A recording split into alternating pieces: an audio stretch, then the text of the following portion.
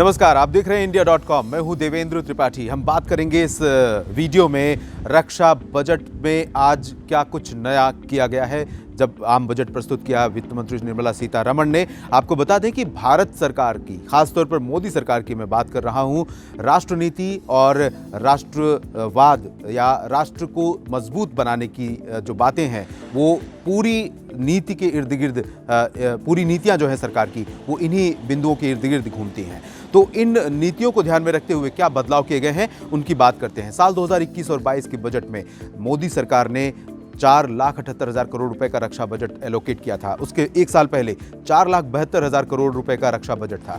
इस बार क्या अहम बदलाव किए गए हैं उनकी बात मैं करूंगा। उसमें सबसे इंपॉर्टेंट फैक्टर यह है कि इस बार 25%, कुल रक्षा बजट का 25% हिस्सा जो होगा वो रिसर्च और डेवलपमेंट के लिए एलोकेट किया गया है, यानी कि रिसर्च और अनुसंधान, शोध और अनुसंधान पर खर्च किया जाएगा 25%, और साथ में 68% का कैपिंग जोड़ा गया है इस बजट में कि जो भी रक्षा खरीद की जाएगी पूरे साल में उसकी 68% खरीद भारत की होगी, भारत में ही करनी होगी, यानी इंडिजिनस रक्षा सामग्री की खरीद होगी। तो कुल मिलाकर आत्मनिर्भर भारत की दिशा में एक कदम आगे बढ़ने का ये प्रयास है, और साथ में रिसर्च और डेवलपमेंट के जरिए भारत की जो रक्षा इंडस्ट्री है, डिफेंस इंडस्ट्री है, उसको और ज़्यादा सशक्त बनाने का प्रयास है। आइए जानते हैं इस रिपोर्ट में रक्षा के क्षेत्र के लिए और क्या क्या रहा खास।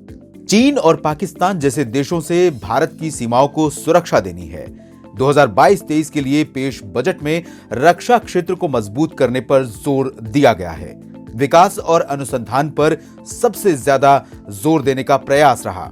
कुल रक्षा खरीद बजट में 68% को घरेलू बाजार से खरीदने पर खर्च किए जाने का प्रावधान किया गया। इससे रक्षा उपकरणों के आयात पर निर्भरता कम होगी। पिछले वित्त वर्ष से यह 58% ज्यादा है। इससे घरेलू रक्षा कंपनियों को फायदा होगा। आयात बिल में भारी कमी आएगी। घरेलू बाजार में रोजगार बढ़ेंगे। 2021 और 22 के वित्त वर्ष के लिए रक्षा क्षेत्र का बजट आवंटन 4,78,000 करोड़ रुपए था। वित्त मंत्री निर्मला सीतारमण ने आम बजट में रक्षा क्षेत्र में रिसर्च के लिए 25% का इजाफा किया है। पिछले साल आवंटित 2,33,000 करोड़ रुपए के मुकाबले रक्षा मंत्रालय को 2,39,000 करोड़ रुपए आवंटित किए गए हैं।